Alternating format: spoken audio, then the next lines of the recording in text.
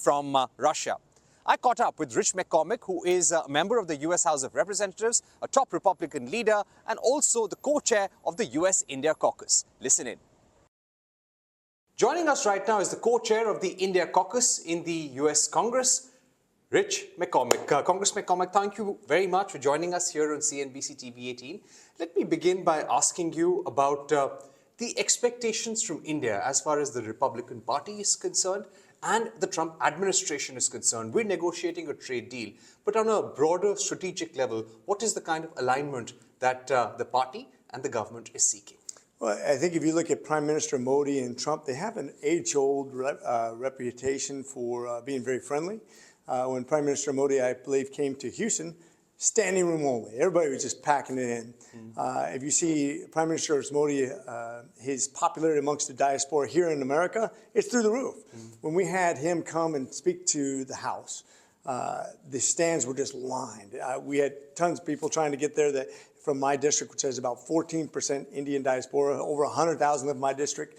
I think the second largest demographic minority in the United States, the wealthiest, by the way, per capita by far, the most successful in the most successful nation.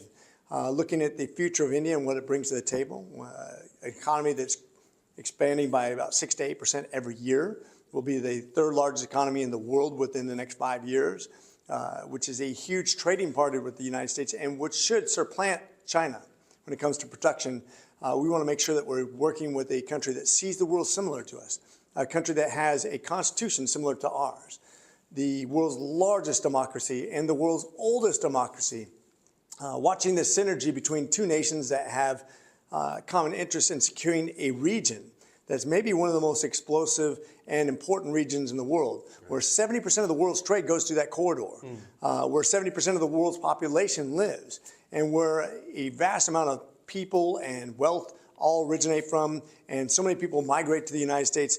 We need a strong ally in that region, especially with China, a peer rival, to make sure that we keep them militarily and economically in check. Right. I would also like to ask you about the bill that certain congressmen and certain senators are looking to bring, and this is about imposing 500% tariffs on countries which import Russian oil. Now, India could be impacted, China could be impacted as well. Would you also support such a bill, and do you consider this as a need of the hour? So, when we're in war, absolutely. And I've said this before, I've been very open about this. The one criticism I have of India is they're literally funding the war against Ukraine. Now, Ukraine is very special to me.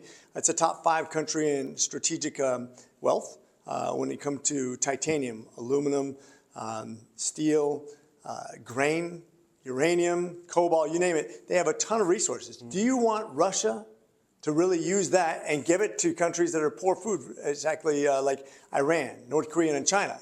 When Europe's right there, when you're knocking on the door of a NATO country, when we actually made a commitment to them when they gave their nuclear arms to protect them.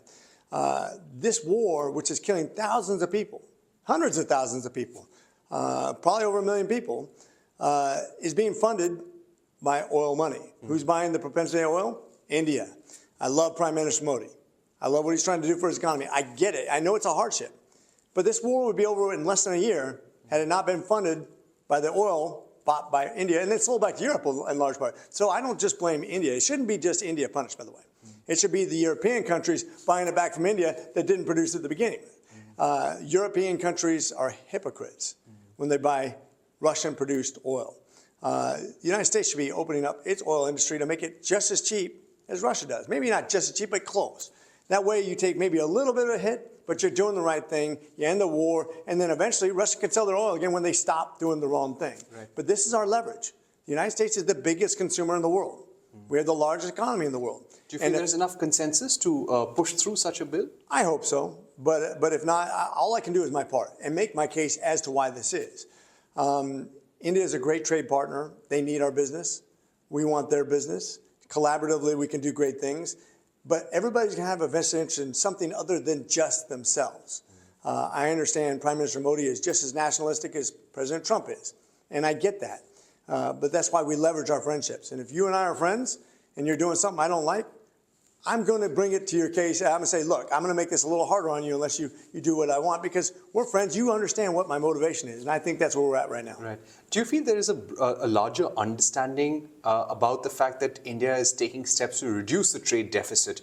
The amount of oil that we buy from the United States, that has gone up. There are going to be defense deals as well. Do you think that when it comes to the trade partnership, it is now possible for the Trump administration not just look at through the trade deficit lens, but to see that, yes, there are attempts being made to reduce the deficit as much as possible? You know, I'm not as big on trade deficit, worrying about that, because when you have a good product, you can sell, as long as there's not tariffs that inhibit that. Now, traditionally, we've had 2 to 3% tariffs on India. They've had 13 to 15% on ours.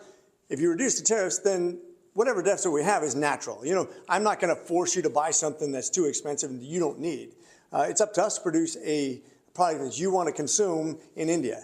So I don't worry about the deficit. What I don't want is disparaging tariffs. What I want to make sure is we have a good relationship and understand what our ultimate objectives is, and that is to work together. If we have that, I'm not going to force any other issue. It's free trade. I just want free and equal trade, where there's not punishment on one side and not on the other side. And I think that's what ultimate President Trump is trying to get to. I always say the business of America is business.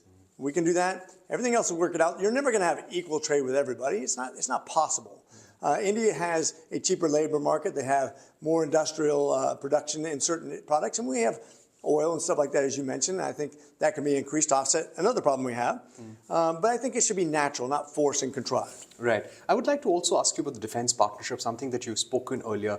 Donald Trump and J.D. Vance have both spoken about how the U.S. could possibly look at selling F-35s to India as well. When it comes to the broader defense partnership, India is pitching for co-production and co-development to meet our domestic needs as well. What do you think that we can do, and what is it that the U.S. would like to offer?